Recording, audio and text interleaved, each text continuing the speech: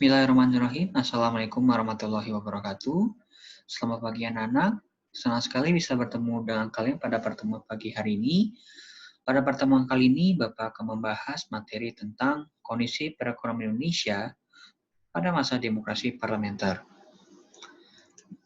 Dalam pertemuan kali ini, Bapak akan menyoroti 4 poin penting yang menjadi pembahasan kita, yaitu situasi ekonomi awal kemerdekaan, pemikiran ekonomi nasional, upaya mewujudkan ekonomi nasional, dan yang terakhir adalah pemikiran ekonomi Sumitro. Oke, situasi ekonomi awal kemerdekaan. Perekonomian Indonesia pada awal kemerdekaan masih kacau balau pasca konflik berkepanjangan antara Indonesia dengan Jepang. Keadaan semakin diperparah dengan upaya agresi yang dilakukan oleh Belanda. Upaya peningkatan aspek ekonomi Indonesia dimulai pasca konferensi Meja Bundar pada tahun 1949. Jadi, jika kalian mengingat pada pertemuan sebelumnya, kita membahas dari sisi aspek politik, di mana pada saat itu kan Indonesia masih baru selesai perang antara Indonesia dengan Belanda dan diakhiri oleh adanya konferensi Meja Bundar. Namun ada fakta menarik dari adanya konferensi Meja Bundar ini sendiri, di mana salah satunya adalah kewajiban pemerintah Indonesia untuk membayar hutang perang terhadap Belanda, yang jumlahnya saat itu sangat besar. Nah, dengan adanya hutang ini sendiri, dan ditambah dengan kondisi ekonomi Indonesia pasca perang ini sangat buruk, membuat para tokoh-tokoh nasional pada saat itu menilai bahwa sudah saatnya untuk mengembangkan adanya semacam perekonomian nasional atau perekonomian yang dikembangkan oleh masyarakat pribumi. Next, pemikiran ekonomi nasional.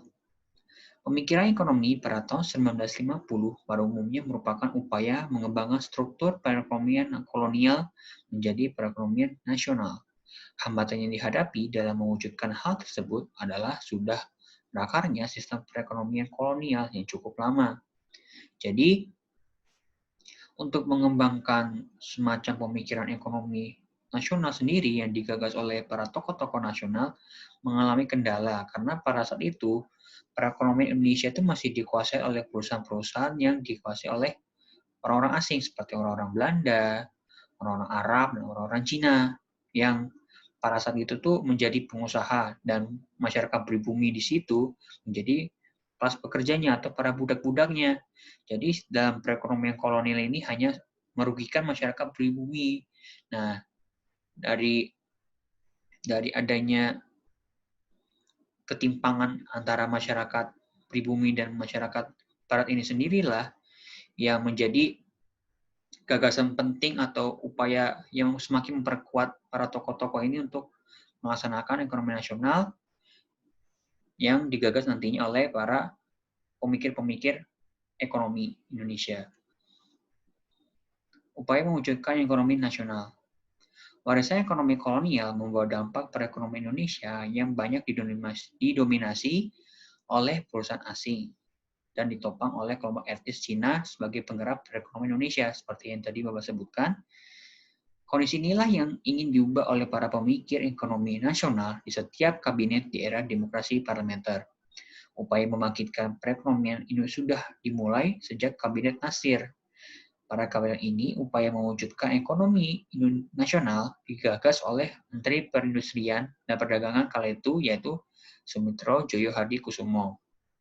Jadi kalau kita kilas balik kepada materi sebelumnya di mana membahas aspek ekonomi, kan pada saat demokrasi parlementer ini kan mempunyai ciri khas adanya banyaknya kabinet, ya kan? Nah, dalam kabinet ini kan kepala pemerintahan ini adalah seorang perdana menteri. Nah, pada saat itu kabinet pertama itu bernama Kabinet Nasir dipimpin oleh namanya Muhammad Natsir sebagai perdana menteri. Nah, Natsir pada saat itu menunjuk untuk urusan perindustrian dan perdagangan kepada seorang begawan ekonomi yang bernama Sumitro Joyo Hadikusumo. Nah, Sumitro di sini merupakan seorang tokoh ekonomi yang mempunyai pemikiran yang cerdas dan dia berupaya untuk Indonesia segera bangkit dari keterpurukan ekonomi dengan meningkatkan kualitas masyarakat pribumi dalam aspek usaha mandirinya. Dan dia berupaya agar Indonesia bisa lepas pengaruh dari bangsa asing dalam konteks ekonomi. Oke. Sumitra berpendapat bahwa pembangunan ekonomi nasional membutuhkan dukungan dari kelas ekonomi menengah pribumi yang kuat. Oleh karena itu, menurutnya, bangsa Indonesia harus sesegera mungkin menumbuhkan kelas pengusaha pribumi, karena pengusaha pribumi pada umumnya bermodal lemah. Jadi, kalau kita tadi lihat pada ekonomi kolonial di mana masyarakat pribumi ini sangat dieksploitasi oleh para orang-orang Belanda, orang-orang Cina, atau orang Arab. Nah, oleh Bapak Sumitro ini, dia berkeinginan agar masyarakat pribumi itu bisa menjadi masyarakat yang bisa mengupayakan usaha mandiri, menjadi pengusaha, seperti itu. Nah,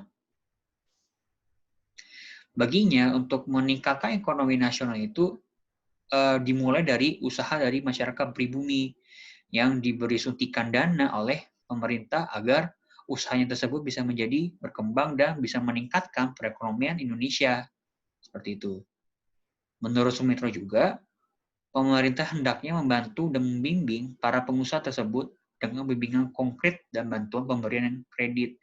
Jadi menurut Pak Sumitro juga ini, bahwa tidak hanya serta-merta menjadi pengusaha pribumi yang mempunyai banyak dana, tapi bagaimana pengusaha-pengusaha ini bisa mengembangkan bisnis usahanya itu menjadi bisnis yang besar dan bisa meningkatkan kualitas ekonomi Indonesia, agar dengan peningkatan-peningkatan ini kan tentunya juga bisa menaikkan kualitas taraf hidup masyarakat Indonesia pada situ yang bisa dikatakan masih rendah, seperti itu. Dan dari inisiatif Sumitro inilah yang mendasari kebijakan pemulihan ekonomi Indonesia pada masa demokrasi parlementer selanjutnya. Jadi dari inisiatif Pak Sumitro ini, yang dia berkeinginan untuk bangsa Indonesia, terutama dari kalangan pribumi untuk bisa mandiri dan bisa melepaskan diri dari pengaruh bangsa asing dalam aspek ekonomi, pada pada menteri-menteri selanjutnya juga mendasarkan kebijakan juga tidak jauh dari kebijakan yang diterapkan oleh Pak Sumitro sebelumnya. Oke. Demikian pada pertemuan kali ini mengenai pembahasan kondisi ekonomi Indonesia pada awal masa demokrasi parlementer. Nanti pada pertemuan berikutnya kita akan bahas lebih lanjut tentang kebijakan-kebijakan yang diterapkan pada aspek ekonomi dalam masa demokrasi parlementer. Sekian dan terima kasih. Wassalamualaikum warahmatullahi wabarakatuh.